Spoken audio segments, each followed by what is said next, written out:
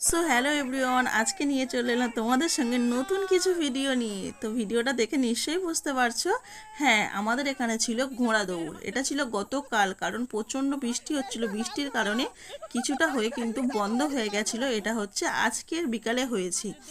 তো দেখো এত বৃষ্টির মাঝেও দেখো প্রত্যেকটা মানুষ কিন্তু দাঁড়িয়েছিল শুধুমাত্র ঘোড়া দৌড় দেখবে বলে। যারা যারা ঘোড়া দৌড় দেখতে ভালোবাসো, আমি তো দেখেছি, আমার এই ভিডিওর মাধ্যমে তোমাদের সঙ্গে শেয়ার করলাম, তোমরা কিন্তু দেখে নিও। আর সচরাচর কিন্তু তেমন একটা ঘোড়া দৌড় হয় না, গ্রামের দিকে বেশিরভাগটা হয়। তো ভাবলাম তোমাদের সঙ্গে একটু শেয়ার করি সুন্দর মুহূর্তটা। আর ঘোড়া দৌড় কার কার দেখতে ভালোবাসো অবশ্যই কিন্তু জানিও, কারা কারা দেখতে ভালোবাসো। এটা ছিল আমাদের গোচরণ, নীলকণ্ঠপুর, হরিণখালির মাঠ বলে। যারা যারা চেনো এটা কিন্তু আমাকে কমেন্ট করে জানিও যে হ্যাঁ এটা চিনি। হরিণখালির মাঠ বলতে ভীষণ একটা বড় মাঠ, তো সবাই কম বেশি চেনো।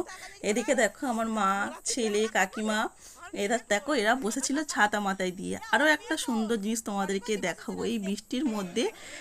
দেখো কত লোকজন দাঁড়িয়ে আছে। এই যে দেখো ঘোড়া দৌড় হচ্ছে, দেখো কতগুলো ঘোড়া এসছে, কতগুলো ঘোড়া।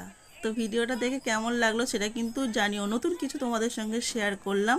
আর এত মানে ঘোড়া দৌড়াচ্ছিল, তো ভয়ে আমি একটু পিছন দিকে সরেও এসেছিলাম, ক্যামেরাবন্দি করতে গিয়েও সরে এসেছি। বুঝতেই পারছো ঘোড়াগুলো দেখো কেমনভাবে দৌড়াচ্ছে, তার মধ্যে থেকেও মানুষগুলো ভীষণ সাহস, মাঝখানে কেমন দাঁড়িয়ে আছে দেখো। আর ঘোড়াগুলো কিন্তু একের পর এক কিন্তু ঘোড়াগুলো কন্টিনিউ যাচ্ছিল। কিন্তু এখানে কটা ঘোড়া আছে তোমরা কি কিছু লক্ষ্য করলে? যারা যারা আমার এই ভিডিওটা দেখেছো তারা কিন্তু জানলে অবশ্যই কিন্তু কমেন্টস করো এখানে কটা ঘোড়া আছে। মানুষ তো এখানে প্রচুর আছে, আর মাঠটা দেখে নিশ্চয়ই বুঝতে পারছো ভালোই বড় মাঠ, প্রচুর বড় মাঠ, হরিণখালির মাঠ। কে কে চেনো সেটা কিন্তু জানিও, আমার বাবার বাড়ির কাছে, আমার বাবার বাড়ির পাড়ায় বলতে পারো।